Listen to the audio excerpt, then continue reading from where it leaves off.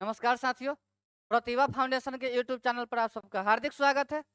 आज हम लोग सेट नंबर 11 लेकर हाजिर है और फिर एक बार नए सिलसिलेवार से बेहतरीन बेहतरीन क्वेश्चन का डिस्कशन हम लोग क्या करते हैं और अपनी सफलता के राहों को आसान करते हैं। क्या ना?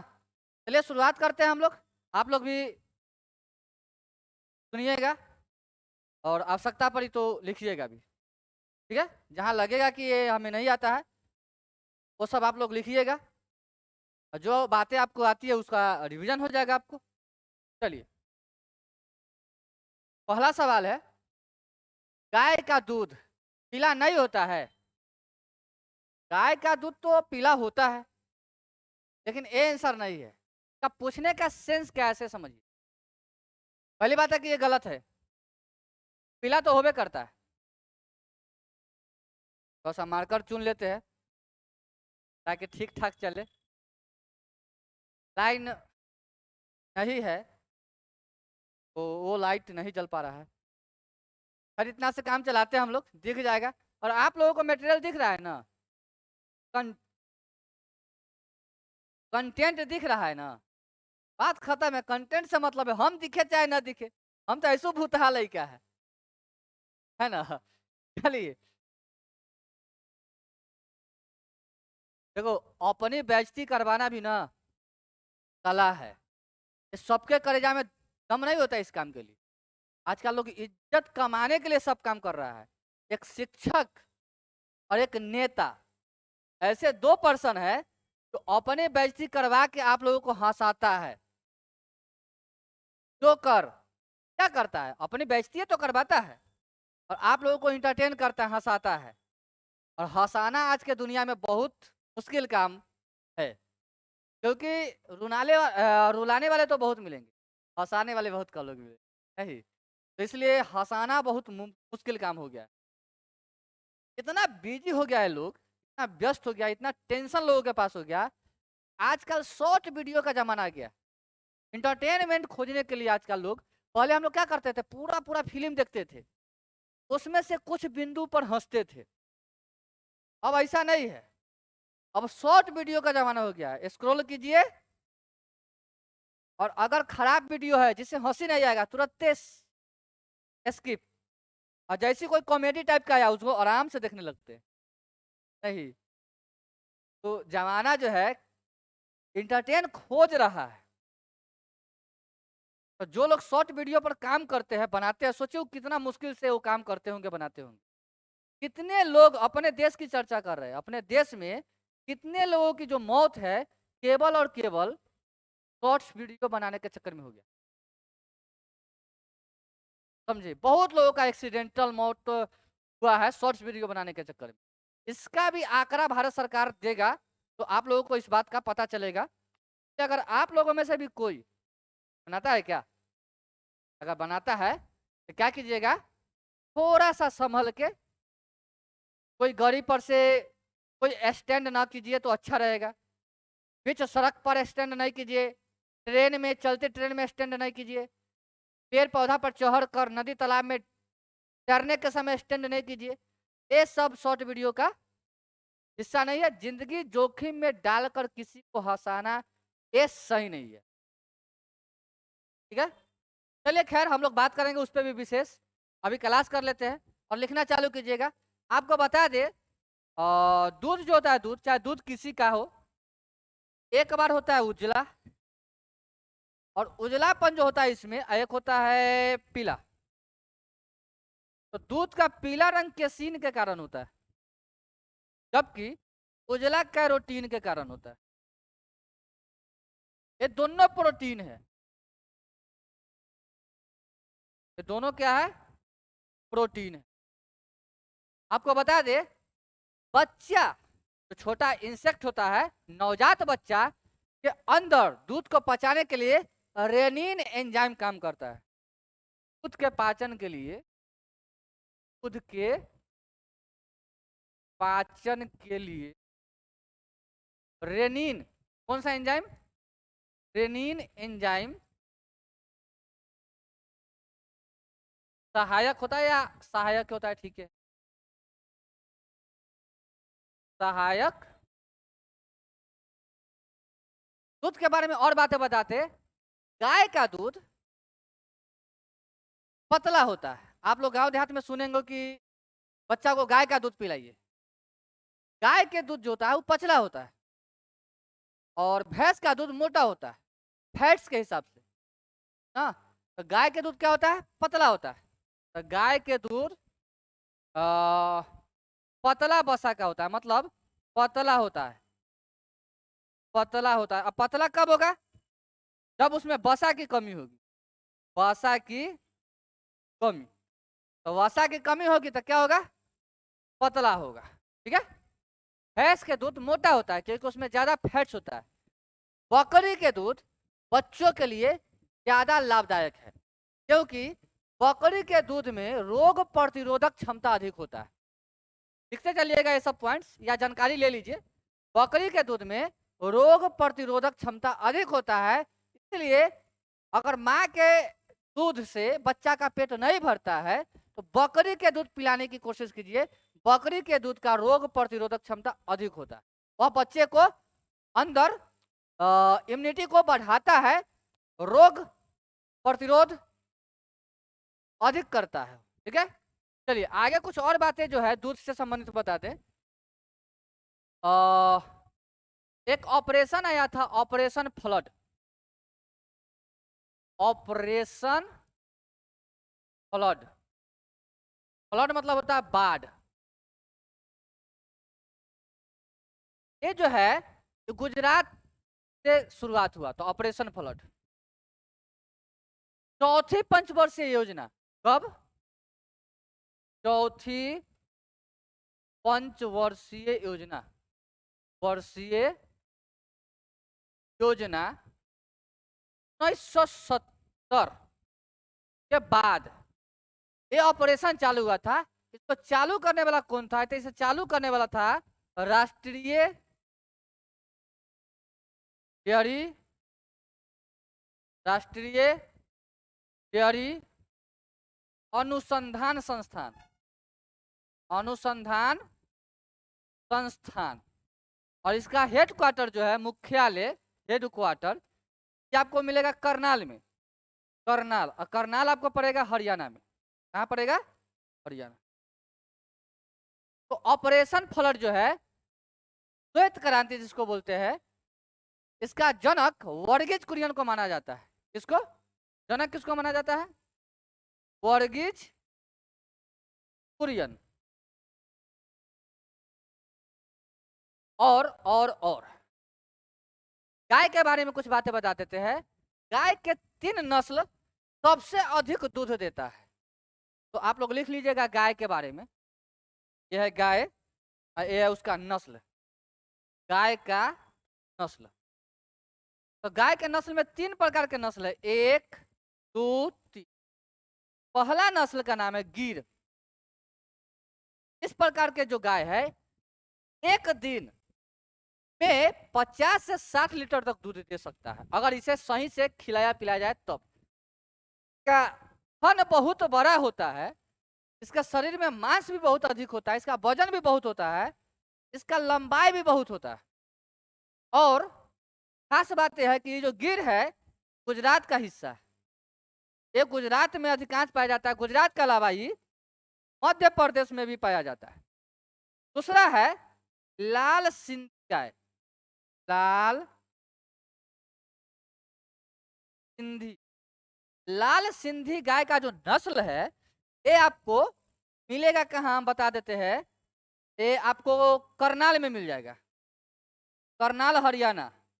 उसके बाद पंजाब में मिलेगा, पंजाब क्षेत्र में। ये भी तकरीबन 40-50 लीटर दूध एक दिन में देता है। उसके बाद है साहिवाल। साहिवाल, साहिवाल गाय का जो है सबसे प्रचलित चीज है सींग का। सींग मुड़ा हुआ होता है इस टाइप का, जेसीबी की तरह। और ये जो है साहिवाल, ये आपको यूपी में, झारखंड में, एमपी में इत्यादि जगह पर मिलेंगे। तो पहला सवाल का डिस्कशन इतना है आप लोग ये सारे पॉइंट को एक एक करके नोट कीजिएगा, एक भी पॉइंट छूटना नहीं चाहिए। यदि आपको नहीं आता है तब, आता है तो चलिए ठीक है, अगर नहीं आता है तो एक भी पॉइंट आप लोग क्या कीजिएगा, नहीं छोड़िएगा। बिहार पुलिस के लिए ये टॉपिक हमेशा मददगार साबित हुआ, और जो भी क्वेश्चन यहाँ आ रहा है आपको लगेगा कि लेवल बहुत कमजोर है, लेवल कमजोर नहीं है, आपसे इसी लेवल का सवाल पूछा जाएगा। अब बताओ, पूछा जाएगा कि महात्मा गांधी कहाँ रहते हैं, चाहे कहाँ के थे, तो फिर महात्मा गांधी के बारे में हम 10 पन्ना लिखा के क्या करें, बोझा दे दे? क्या करोगे तुम, लेकर रटते रहोगे? नहीं, वो नहीं करना है। बस टू द पॉइंट पढ़िए, इतना ही पढ़िए जितना से पूछा जाए। किसी दूसरे का नोट्स लिया है, लेके लगे लिखाने एकदम उसी में से चहेट के, ए देखो टीचिंग स्टाइल अलग होनी चाहिए, है ना। बाकी चीज पढ़ने के लिए किताब है, बैठिए लाइब्रेरी में किताब लेकर बैठ के पढ़िए जितना पढ़ना है, लेकिन उससे ज्ञान हासिल करिए, उससे एग्जाम नहीं हासिल होगा। एग्जाम में रिजल्ट लेने के लिए टू द पॉइंट पढ़ना पड़ेगा, जो बातें पूछ रहा है उसको पढ़ना पड़ेगा, समझे। चलिए आगे बढ़ जाते हैं। दूसरा सवाल है, अंडा देने वाला स्तनधारी कौन है मेरे साथी? अंडा देने वाला जो स्तनधारी है, ये स्तनधारी है एकिडना। क्या? एकिडना। तो आप लोग लिखिएगा एकिडना। एकिडना जो है ये अंडा देता है, दूध नहीं, ध्यान से सुनिए। एकिडना जो है अंडा देने वाला प्राणी है। एकिडना ये जो है प्लेटिपस,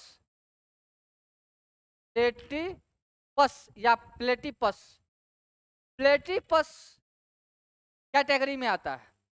हिप्पोपोटामस के बारे में आप लोग जानते हैं, दरियाई घोड़ा है और पानी में रहता है।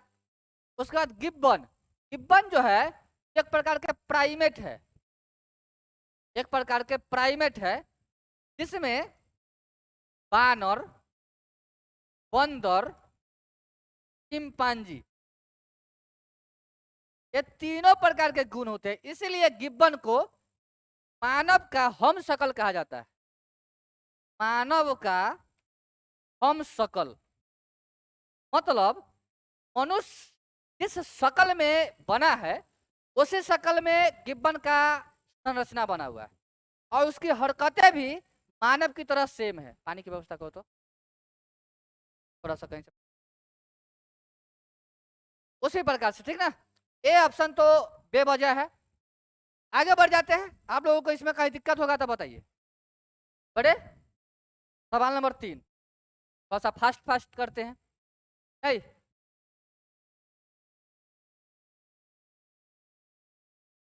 लास्ट में सोचना, लास्ट में आपको दी जाएगी। टेक्निकल टीम यहाँ रहता है ना, उससे पूछिए ना, एक एक चीज हम जो है अपडेट करते रहते हैं। मेरे पास समय नहीं रहता है तो हम व्हाट्सएप पे अपडेट करते रहते हैं। हाँ, थोड़ा सा टाइमिंग है, 11-12 बजे के बाद व्हाट्सएप पर हम आते हैं। आप में से किसी को अगर हमसे बात करना है फैमिलियर की तरह, तो आप 11 बजे के बाद व्हाट्सएप पे मैसेज कीजिएगा, तो हम आपसे रूबरू हो पाएंगे। उससे पहले व्हाट्सएप हम बहुत कम खोलते हैं, क्योंकि अपना ड्यूटी है, तो अपना ड्यूटी आवर में ड्यूटी करते हैं। पढ़ने लिखने के लिए गार्जियन छोड़े हुए तो पढ़ेंगे नहीं। अब आपके तरह 9 बजे एकदम ले तू को तकिया बिछा लिया, चदरा ओढ़े, बस चलो भाई कान में ईयरफोन ठोले, लेट कैसे है, ये सब नहीं। चलिए, तृतीय महायुद्ध के अंतिम चरण में परमाणु बम विस्फोट से कौन सा शहर सबसे ज्यादा प्रभावित हुआ? आपको हम बताते, इसका आंसर होगा हिरोशिमा। तृतीय विश्व युद्ध जो था ये 1939 से 1945 तक चला था, 1945 तक चला था। इस युद्ध का बहुत घातक परिणाम साबित हुआ। इस पर क्या हुआ, अमेरिका ने 6 अगस्त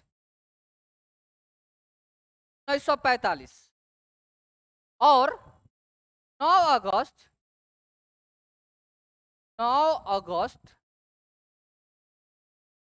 1945 2 बार परमाणु बम गिराए। पहला परमाणु बम जो गिरा वो था हिरोशिमा में, और दूसरा गिरा नागासाकी में। ये दोनों जापान का बहुत अच्छा खासा शहर था।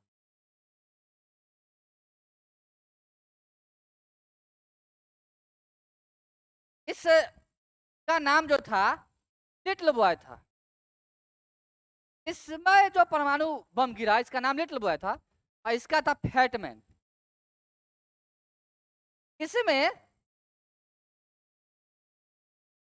जो परमाणु बम गिरा था पूछता है इसमें रेडियम का यूज किया गया था, मतलब कि रेडियो धर्मी तत्व का, रेडियो धर्मी तत्व। और इसमें जो किया गया था इसमें पोलोनियम,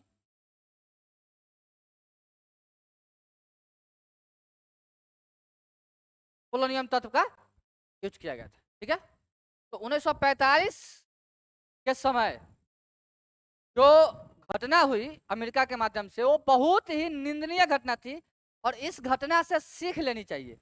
विश्व युद्ध जो होता है वो किसी भी देश को 25 साल पीछे की ओर धकेल देता है। आज यूक्रेन और रूस लड़ रहा है छोटी सी हिस्सा के वजह से, तो कहीं ना कहीं दोनों का इकोनॉमी पे इफेक्ट पड़ रहा है, और उसके इफेक्शन से भारत, अमेरिका, जापान जैसे अन्य अलग अलग देशों को भी इफेक्शन मिला है। तो इसलिए जब कोई आपस में लड़ता है तो उससे वहां के समाज पर भी असर पड़ता है, आप लोग देखे होंगे। तो वही हाल यहाँ रहा है। ठीक है, चलिए, बीच में नहीं देखे थे महंगाई, प्याज कितना रेट छू गया था, टमाटर का, तेल का, खनिज संपदा का, सबका रेट हाई हो गया, तो अब थोड़ा थोड़ा जा रहा है नीचे। इनमें से कौन सा घरेलू अपशिष्ट जैव अनिम्नीकरणीय नहीं है? मतलब जैव अच्छा, इस बात को समझिएगा, यहाँ ना बहुत लोग फंस जाते हैं। सवाल पूछा नहीं है, और वो भी जैव अनिम्नीकरणीय, मतलब कि गलाया पचाया नहीं जा सकता है। तो गलाया पचाया नहीं जा सकता, तो एकमात्र ऑप्शन है प्लास्टिक। प्लास्टिक को कभी भी गलाया पचाया नहीं जा सकता, समझे? इसका आंसर क्या होगा? प्लास्टिक की थैली। आगे बढ़ते हैं, एक और चीज बता देते हैं इसमें, यहां से लगातार पूछता है। यूकेलिप्टस पर्यावरण का दुश्मन, लिख लीजिएगा तो ये पॉइंट आप लोग लिखिएगा तो, पर्यावरण का दुश्मन यूकेलिप्टस को कहा जाता है। यूकेलिप्टस को कहा जाता है। क्यों? क्योंकि पानी बहुत सोखता है, पानी बहुत सोखता है। ठीक है, चलिए आगे बढ़ते हैं। सवाल नंबर 5, शैवाल, जल पक्षी, मछली और छोटी, यानी कि क्या क्या बोला है? शैवाल, ध्यान से सुनिए सवाल। शैवाल, जल पक्षी, उसके बाद बड़ी मछली, छोटी मछली, यानी बड़ी मछली, छोटी मछली। से बनी आहार श्रृंखला में डीडीटी, डीडीटी का सांद्रण किस जीव में सबसे अधिक होता है? तो जल पक्षी में सबसे अधिक होता है। डीडीटी का सांद्रण जल पक्षी में सबसे अधिक होता है। इस सवाल को याद रखिएगा, ये सवाल जो है बहुत अच्छे एग्जाम में पूछा, और अभी आप देख रहे हैं टीएसपीएससी का कमाल, वो प्रीवियस में से ही उठा उठा के रख रहा है क्वेश्चन, नया क्वेश्चन सेट नहीं कर रहा है।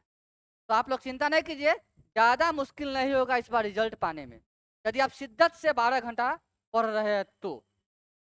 और नहीं आप हमारे सामने छल कर रहे हैं कि नहीं हम 12 घंटा पढ़ते हैं, तो ठीक नहीं। जो होमवर्क देते हैं वो आप लोग याद कीजिए, वही आपके लिए अमृत का काम करेगा रिजल्ट में, देख लीजिएगा। ठीक है, आगे बढ़ते हैं। चलिए सवाल नंबर 6 करते हैं। सवाल 6 है, फफूंदी क्या है? तो फफूंदी एक प्रकार का जो है परजीवी है, और इसके साथ साथ सेप्रोफाइटिक भी है। फफूंदी के बारे में बता दे, फफूंदी से होने वाला रोग, यानी इसको बोलते हैं कवक या फफूंदी। फफूंदी से होने वाला रोग है, इसका ट्रिक है गंजा दमाद खाए फ्रूट, गंजा दमाद खाए फ्रूट। क्या मतलब है? गॉस होगा गंजापन, वाइल्डनेस, जो बाल झड़ता है आपका वो कबक के वजह से होता है, गंजापन। यहाँ जॉ साइलेंट है, दस होगा गम्मा और दस होगा दाद। दाद खाग खुजली, जानते हैं ना, दाद खाज, यहाँ लिखल है ख से खाज खुजली, ये सब जो है ये आपको कबक से होगा। अब फ्रूट मतलब होगा एथलीट फ्रूट, एथलीट,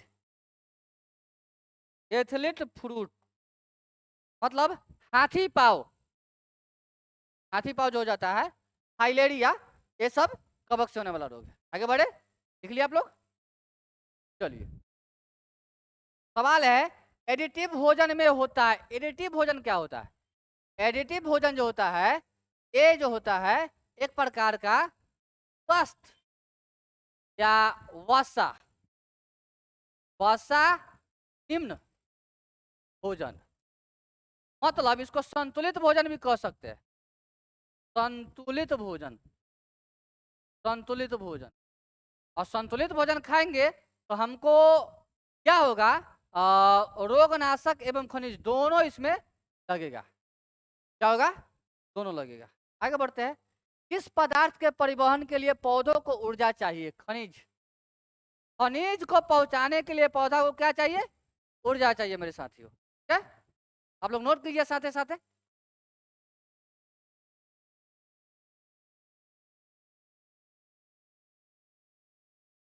आगे बढ़ जाए,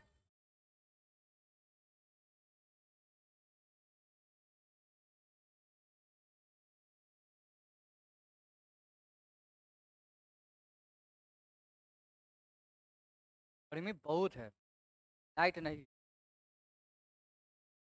प्यास लग, अच्छा आप लोग ठंडा पानी, लड़के लोग क्या है,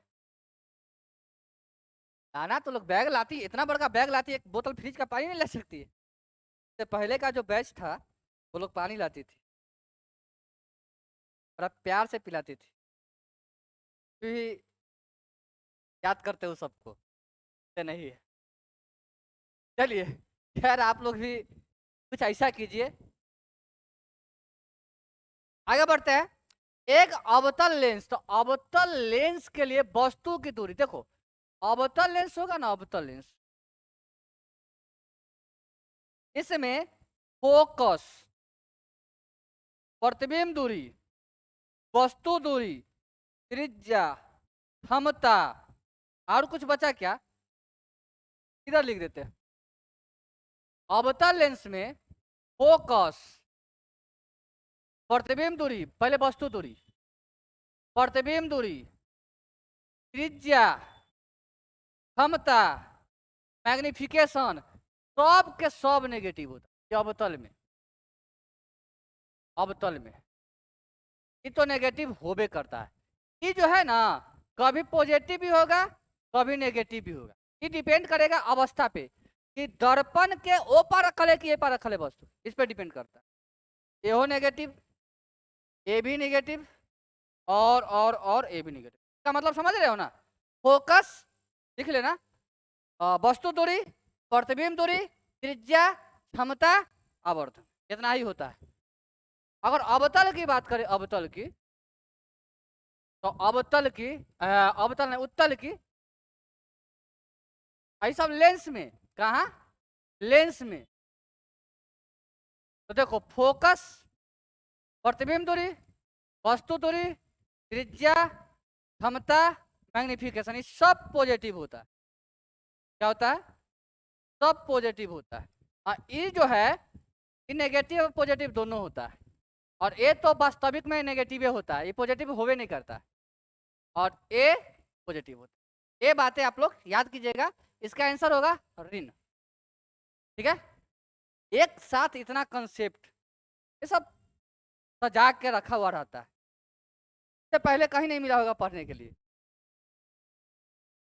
चलिए, 9 के बाद 10, निम्न में से कौन सा प्राकृतिक पर्यावरण का घटक नहीं है? तो प्राकृतिक पर्यावरण देखो, हवा, ये तो प्राकृतिक पर्यावरण का घटक है। पर्यावरण में हवा नहीं होगा तो हम जीवित रहेंगे? वन वन नहीं होगा तो हवा कहाँ से लेंगे? वर्षा कैसे होगा? प्राकृतिक जीव जो है, जीव जंतु, हरिन, बकरी, ये सब कैसे जिएगा? खाएगा क्या? जल जल न रहेगा तो हम लोग पिएंगे क्या? सिंचाई किस चीज से होगा? इसका ये मतलब है कि बांध बांध नहीं होगा तो अपना काम चलेगा। बांध तो हम लोग जल को संचित करने के लिए बनाते हैं, ताकि जल को स्टोर करके रखे और उससे बिजली बनाए। सिंचाई में आगे वो पानी काम आ जाए इसलिए बांध बना के रखते हैं। इसका आंसर होगा बांध। अच्छा एक बात बताओ, भारत में सबसे बड़ा बांध कौन है? कोई बताएगा? नागा अर्जुन सागर बांध। नागा अर्जुन सागर बांध, और ये पड़ता है आपको कृष्णा नदी पर। कहाँ? कृष्णा नदी पर। आपको बता दे बांध के बारे में, और बहुत कुछ है बांध के बारे में, क्या बताए? चलिए, बांध का टॉपिक है, ज्योग्राफी के जो सर है वो पढ़ाएंगे, तो वहाँ तो बांध दिखा दिखा के पढ़ाएंगे हम, कहाँ कैसन कैसन बांध। पूरा भारत के मैप याद करवा देंगे, ये मेरा गारंटी है। देखो 4 दिन के क्लास में हम पूरा भारत के मैप याद करा सकते हैं ज्योग्राफी में, पूरा मैप A to Z। अब आंख मूंद के बता दो कि भारत में कौन जगह कहाँ है, आंख मूंद के। इस बात का गारंटी मैं लेता हूँ, लेकिन मेरा सब्जेक्ट नहीं है वो। एकदम आसान है, पढ़ने का तजुर्बा सही होना चाहिए और पढ़ाने वाला सही होनी चाहिए।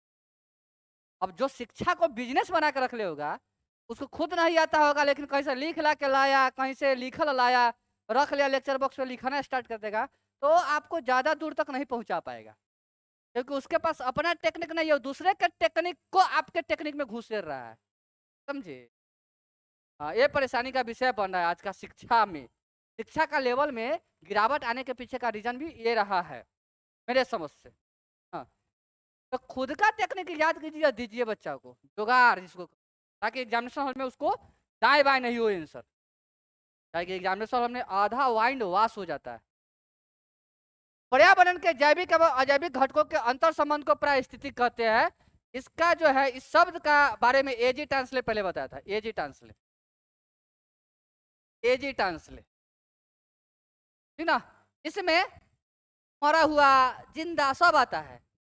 जैविक अजैविक, देखो जैविक मतलब जिंदा, अजैविक मतलब मरा हुआ, ठीक ना? तो सब आता है। ये सवाल जो है, इस टाइप के सवाल शायद बिहार टीचर के एग्जामिनेशन हॉल में अभी अभी पूछा हुआ था, 24 तारीख के फर्स्ट शिफ्ट मैंने कराया है यूट्यूब पर, आप लोग जाके ठीक है।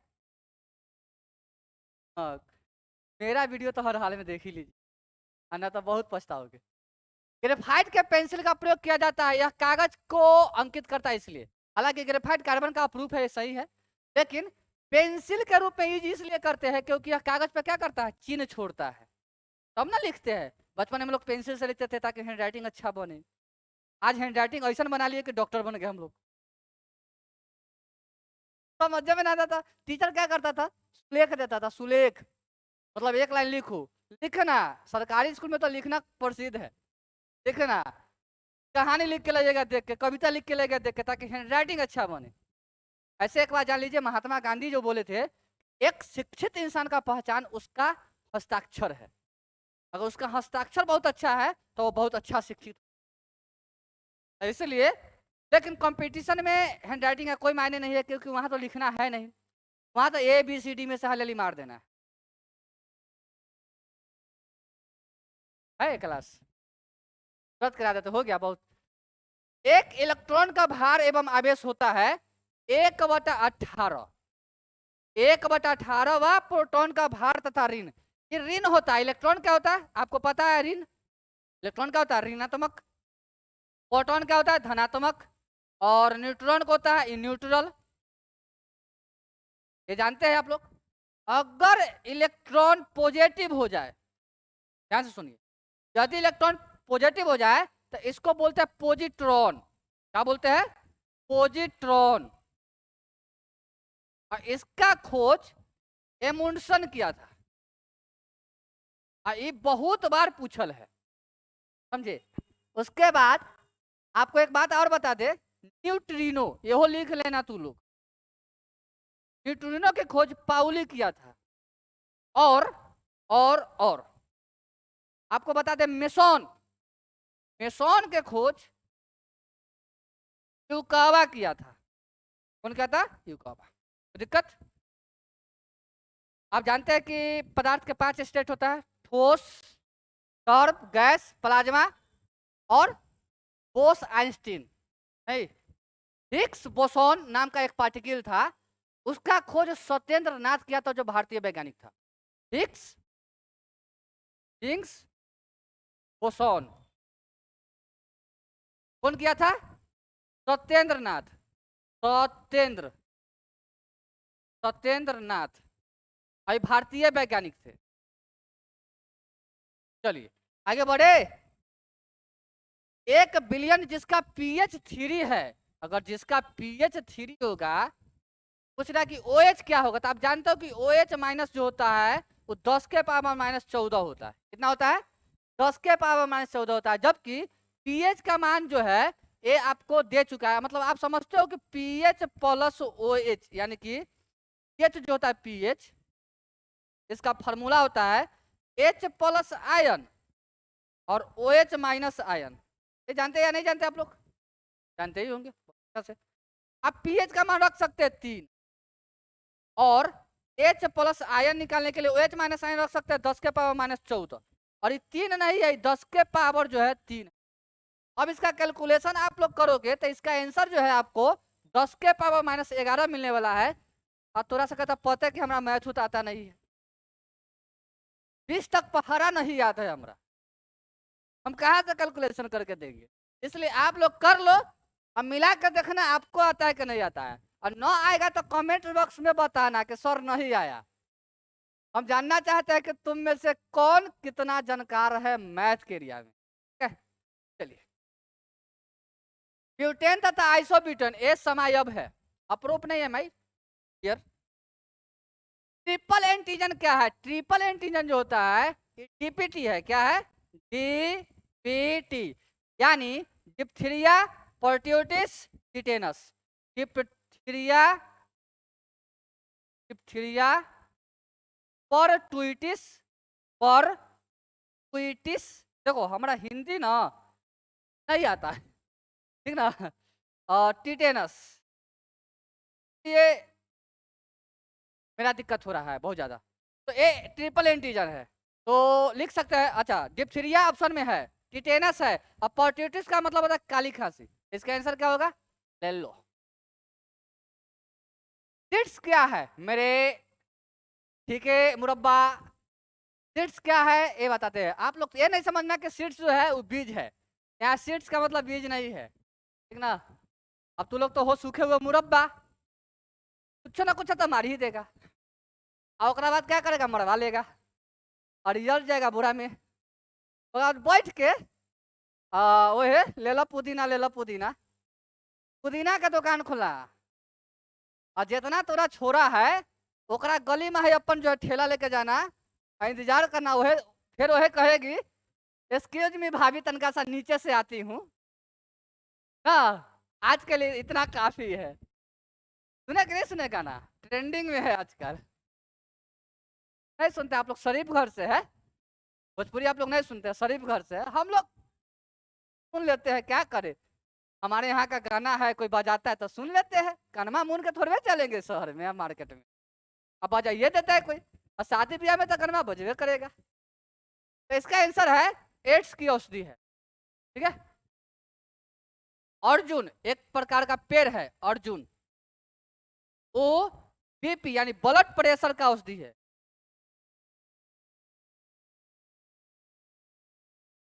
क्या? तुलसी, सर्पगंधा, ये सब जो है ब्लड प्रेशर के लिए बहुत। तुलसी सबसे पहला जन औषधि तुलसी कहा जाता है, तुलसी, सर्पगंधा, नीम, ये सब जो है ये अपने ये सब औषधि है, ये सब पेड़ पौधा नहीं है, ये क्या है? औषधि है बाबू। ये सब के पेड़ को संरक्षण दीजिए। पित्त रस क्या करता है? पित्त रस वसा का एमिलीकरण करता है। प्रोटीन का पाचन कौन करता है? पेप्सिन करता है। हाँ,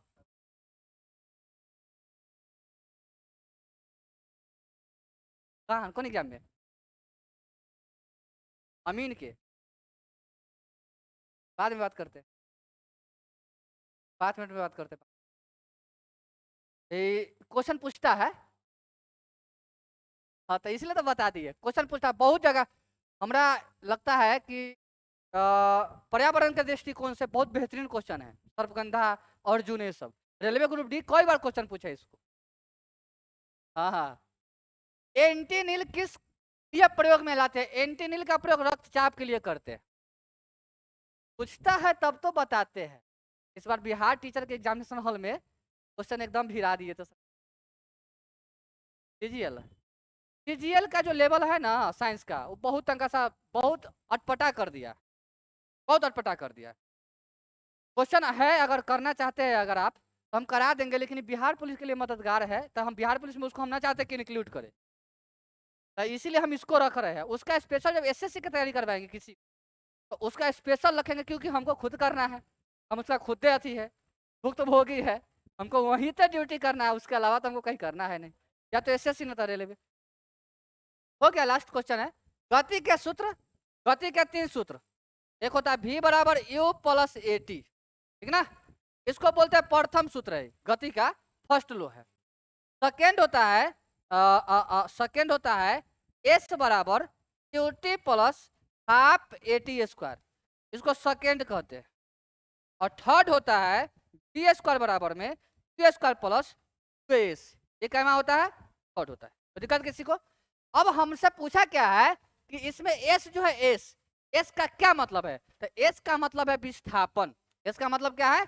विस्थापन या दूरी। एस का मतलब है विस्थापन या, तो आप में से ढूंढो कहीं विस्थापन है? 30 सेकंड में कटा हुआ अंतर, सर्वाधिक ऊंचाई 30 सेकंड में कटा हुआ अंतर, इसका ये मतलब है कि इसका आंसर होगा 4। ठीक है, आज 20 क्वेश्चन का समाप्ति हुआ। हम लोगों ने 11वां सेट कंप्लीट किया। टोटल 20 सेट हम आपको कराएंगे और 30 क्वेश्चन यहीं से भिड़ाएंगे। और अगर समय मिला तो 5 सेट बढ़ा भी देंगे, लेकिन उसका लेवल तनिका सा बढ़ाएंगे 5 सेट। ठीक है, चलिए मिलेंगे कल फिर अगले सेट में, सेट नंबर 12 में। आप लोग क्या कीजिए, वीडियो को थोड़ा सा फैलाइए और अपने परिवार को बहुत बड़ा बनाइए, इतना बड़ा बनाइए कि हम लोग उसमें भुतला जाए, ठीक ना। बहुत बड़ा बनाइए, अपने परिवार को जो है कुंभ के मेला का जो है आकार दीजिए। और ये आप लोग नहीं करते, कंजूसी है। इसके लिए आप लोगों के विद्या कसम आप लोग आज शेयर करोगे, ठीक ना। आपके मम्मी पापा की कसम आज शेयर करोगे तो करोगे। और लाइक कीजिए, नहीं कीजिएगा कोई दिक्कत नहीं है, अगर हम पसंद नहीं तो लाइक केला कीजिएगा, ठीक ना।